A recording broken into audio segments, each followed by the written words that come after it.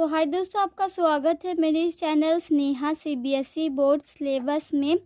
आज हम लोग क्लास 5 का हिंदी ग्रामर का जो है पार्ट 1 में जो है मैंने चैप्टर 1 का हाफ एक्सप्लेन कर दिया है। पार्ट 2 में हम देखेंगे व्याकरण भाषा में नियमों का ज्ञान कराता है। ठीक है, आपने पढ़ा सभ्यता के विकास के साथ साथ भाषा का भी विकास हुआ। सभ्यता के जो विकास के साथ साथ भाषा का भी विकास हुआ। केवल मनुष्य ही सही रूप में भाषा का प्रयोग करते हैं। केवल जो है हम मनुष्य ही भाषा का जो है सही प्रयोग करते हैं। भाषा के दो रूप हैं। भाषा के जो है वो दो रूप है, एक है मौखिक और एक लिखित। भारत में संविधान में 22 भाषाएं स्वीकृत है। भाषा को लिखने का ढंग लिपि कहलाता है। व्याकरण भाषा के शुद्ध रूप का प्रयोग करना सिखाता है। ठीक है, व्याकरण जो है भाषा का शुद्ध रूप में प्रयोग करना सिखाता है। ठीक है, और भाषा को लिखने का ढंग लिपि कहलाता है। हिंदी हमारी राष्ट्रभाषा एवं राजभाषा है। हिंदी जो हमारा राष्ट्रभाषा और राजभाषा है। ठीक है, ये ज़्यादा पॉपुलर है, यही ज़्यादातर बोली जाती है। नाउ वी सी अभ्यास। ठीक है, अभ्यास तो हम अभी देखेंगे क नंबर बहुविकल्पीय। ओके, बहुविकल्पीय प्रश्न होता है, लेकिन इसमें वैकल्पिक प्रश्न दिया गया है। सही विकल्प चुने। 1 नंबर का क्वेश्चन में दिया है प्रारंभ में भाषा का कौन सा रूप था। प्रारंभ में भाषा का कौन सा रूप था? तो यहाँ पे लिखित, मौखिक, संकेत वाला, अन्य। तो इसमें क्या था, हमने देखा था सिंपली संकेत वाला। तो इसमें हम सिंपली क्या करेंगे, टिक कर देंगे संकेत वाला। 2 नंबर में है आपका जब हम टेलीफोन पर बातचीत करते हैं तो हम भाषा में किस स्वरूप का प्रयोग करते हैं। ठीक है, जब हम टेलीफोन में बात करते हैं तो भाषा का कौन सा स्वरूप में हम बात करते हैं। ठीक है, कौन सा स्वरूप का प्रयोग होता है उसमें।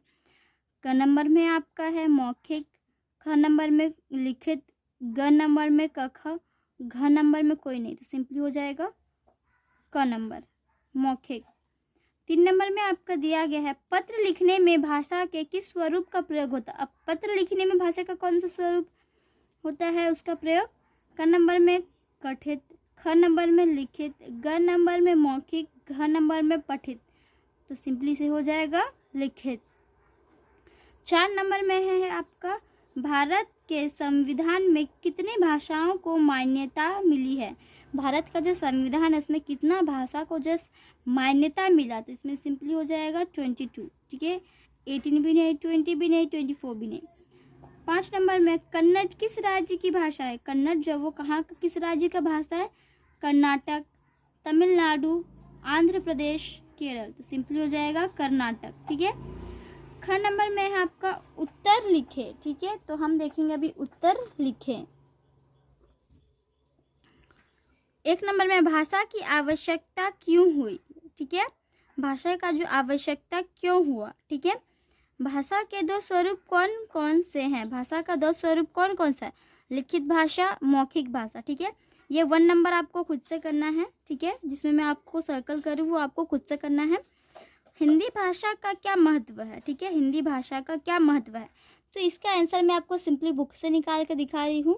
तो सिंपली आपको इसका आंसर यहाँ से यहाँ तक दे देना है। ठीक है, तो हम देखेंगे दूसरा नंबर।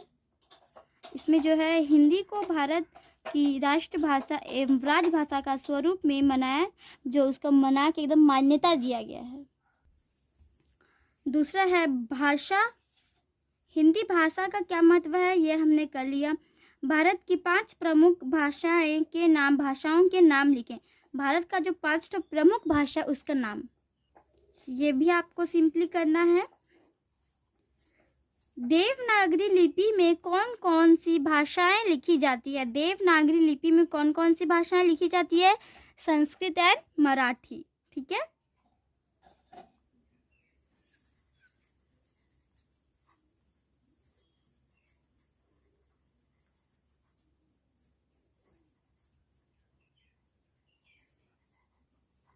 संस्कृत और मराठी। ठीक है, इसमें आपको सजा के लिखना होगा। देवनागरी लिपि में संस्कृत और मराठी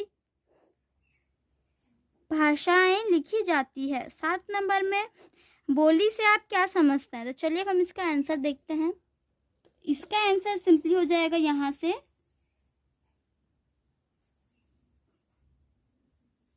यहाँ तक, ठीक है। इसमें जैसे उदाहरण नहीं पूछा तो हम यहाँ से यहाँ तक उसका परिभाषा दे सकते हैं। तो सिंपली आपको 2 क्वेश्चन करना है, ठीक है। अब देखेंगे ग नंबर, कोष्ठक में दिए गए शब्दों में से सही शब्द चुनकर रिक्त स्थानों की पूर्ति करें। कोष्ठक में जो दिया गया है, ये है कोष्ठक, उसमें जो दिया गया है शब्दों का सही शब्द चुनकर उसका जो रिक्त स्थान है उसको पूरा करना है। 1 नंबर में आपका दिया गया है भाषा का विकास वास्तव में डैश का विकास है। भाषा का विकास वास्तव में किस चीज़ का विकास है? सभ्यता का विकास है। तो हम यहाँ पे सिंपली लिख देंगे सभ्यता, सभ्यता। ओके, नाउ फिर 2 नंबर में है भाषा के मुख्यतः डैश रूप है, ठीक है। भाषा के मुख्यतः कितने रूप हैं? 2 या 4, सो हो जाएगा 2, मौखिक भाषा और लिखित भाषा। तो हम यहाँ पे लिखेंगे 2, ठीक है। और नेक्स्ट 3 नंबर में है भोजपुरी को एक भाषा के रूप में संविधान में मान्यता डैश गई है। भोजपुरी को जो एक भाषा के स्वरूप में संविधान में मान्यता डैश गई है, ठीक है। तो इसमें मान्यता नहीं गई है, ठीक है। तो हम यहाँ पे लिखेंगे नहीं। भोजपुरी को जो है भाषा को जो संविधान के स्वरूप में मान्यता नहीं दी गई है। 4 नंबर में है भारत की राजभाषा डैश है। भारत का जो राजभाषा वो क्या है? हिंदी, राष्ट्रभाषा और राजभाषा भी। ओके, तो हम यहाँ पे लिखेंगे हिंदी।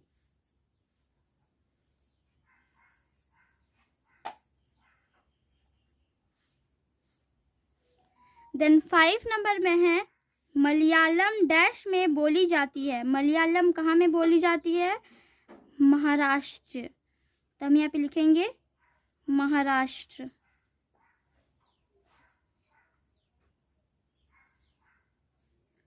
सिक्स नंबर में है भाषा के नियमों का ज्ञान डैश से होता है। भाषा के नियमों का ज्ञान किससे होता है? तो हम यहाँ पे देंगे इसका आंसर में व्याकरण, ठीक है। व्याकरण, व्याकरण, व्याकरण से होती है, ठीक है। अब हम देखेंगे घ नंबर, सही कथनों के आगे सही तथा गलत कथनों के आगे गलत चिन्ह का प्रयोग करें, ठीक है। सही कथन जो है यहाँ पे उसमें उसके आगे जो है टिक का निशान लगाएंगे और गलत कथनों के आगे गलत, ओके, क्रॉस का, यानी कि क्रॉस का चिन्ह लगाएंगे। 1 नंबर में आपका दिया गया है उड़िया उत्तर प्रदेश की भाषा है नहीं, तो यहाँ पे हम इसे क्रॉस करेंगे, ठीक है। उड़िया जो है वो उत्तर प्रदेश की भाषा नहीं है। 2 नंबर में है पंजाबी फारसी लिपि में लिखी जाती है। पंजाबी जो वो फारसी लिपि में लिखा जाता है नहीं, फारसी लिपि में नहीं लिखा जाता है, ठीक है। फारसी लिपि में जो है उर्दू ही लिखा जाता है, ठीक है। 3 नंबर में है बांग्ला देवनागरी लिपि में लिखी जाती है नहीं, तो यहाँ पे हम काट देंगे। देवनागरी लिपि में जो है मराठी और संस्कृत लिखा जाता है। 4 नंबर में है भोजपुरी बोली मानी जाती है। भोजपुरी का जो बोली है वो जो है वो माना जाता है, यस, ओके, तो टिक। 5 नंबर में है असम की भाषा डोगरी है। असम का जो भाषा वो डोगरी है नहीं। 2 नंबर में है सही मिलान करें। 1 नंबर में हिंदी, हिंदी जो है वो राष्ट्रभाषा है। 2 नंबर में है मैथिली, मैथिली वो बिहार का है। देन 3 नंबर में है तेलुगु, तो तेलुगु जो है वो आंध्र प्रदेश का, ठीक है।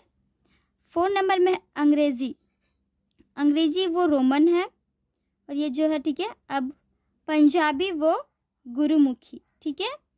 तो चैप्टर 1 हिंदी ग्रामर का चैप्टर 1 कंप्लीट हो गया है। तो दोस्तों हम मिलते हैं अगले वीडियो में, तब तक के लिए bye bye and take care.